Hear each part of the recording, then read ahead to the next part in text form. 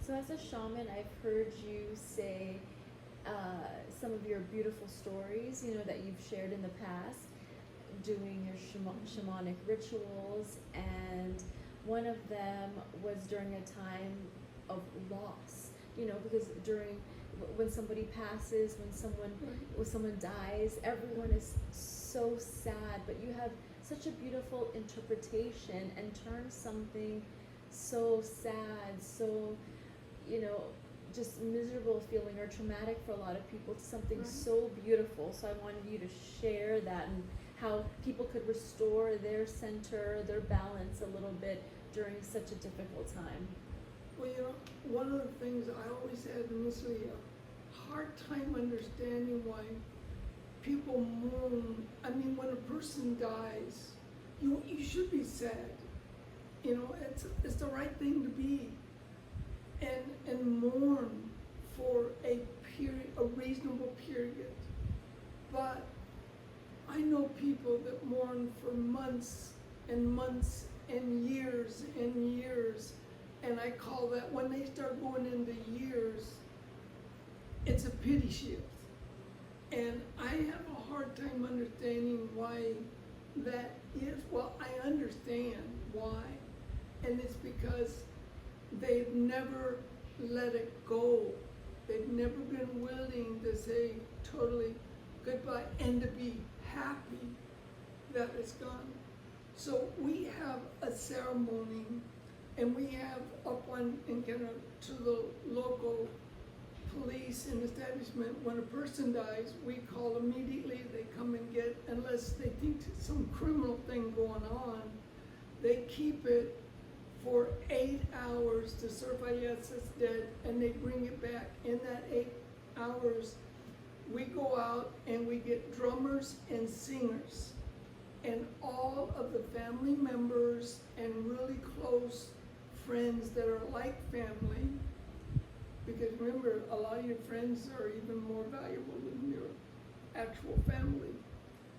And so we ask them to stay awake for 72 hours or as long as possible, and then take just a shorter break of not sleeping.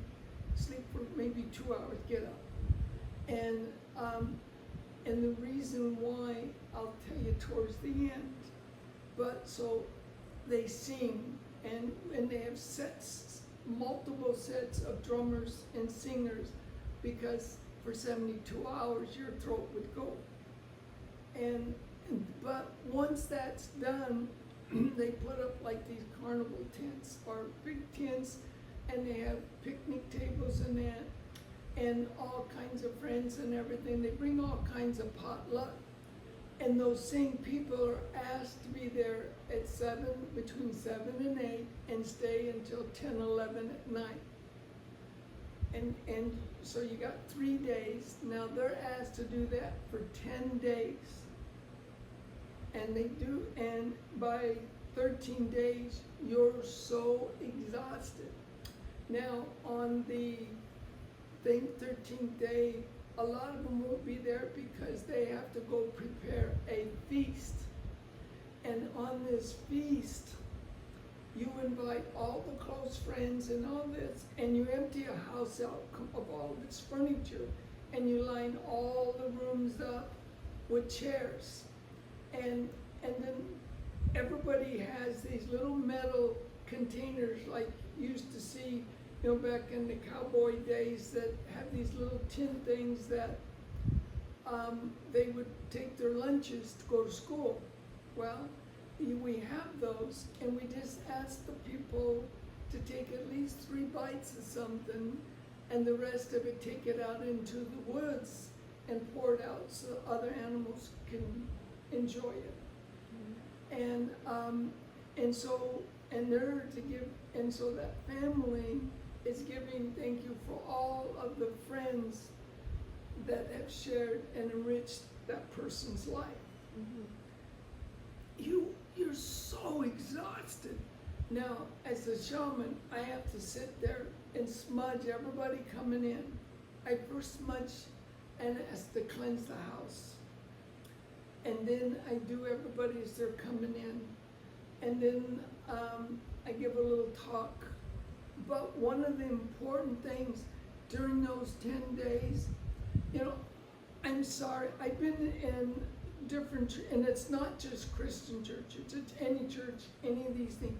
They go in there, and you can have a guy that's a great guy, and you tell wonderful, but you can have a guy that's just mean and vicious, and nobody really has anything good to say, and he dies, and he's the greatest thing since bread. Well, on our res, we don't do that. We say the good, the bad, and the ugly. You know, everybody does have some good things, and we try to bring those out, but also the negatives, and laugh, enjoy each other's company, and by those 13 days, you're so ready to say goodbye, that in that, when you're saying goodbye, at the final stages of that, these people are just exhausted, that I open the front door and I invite the spirit and soul to come in. We believe the spirit and soul are two separate things. And then, for lack of a better word, I'm going to say the soul stays, the spirit goes. But we come in and we tell everybody to say hello for the last time and say goodbye, and we ask that the water be parted so that that spirit can go. And I open up the back door, and then I do the last smudging, and let me tell you, they're all ready to say goodbye. In doing that, that's the traditional way. Not one person in thousands that I've come across has ever sat there and mourned for months and months and years and been dysfunctional at times because, it's that, it was... You kind of speed up the process of being mad, being sad, being happy, being tired, But the main thing is they're so tired. The key part is they're ready to say goodbye. Mm-hmm. Because so many don't do that.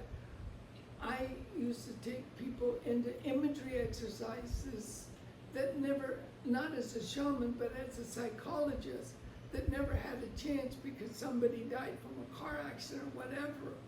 And I give them the opportunity by constructing a imagery exercise, a dream, as your native would say, that allows them to go in. Now, sometimes I have to work with them 2 or 3 times to get them to where they can actually visualize in their mind or portray an understanding so that they can say goodbye. And ones that have been willing to do that and put the effort to learn how to do that no longer mourn and mourn and mourn. And it's a great way to live, to be happy about the people that's passed on.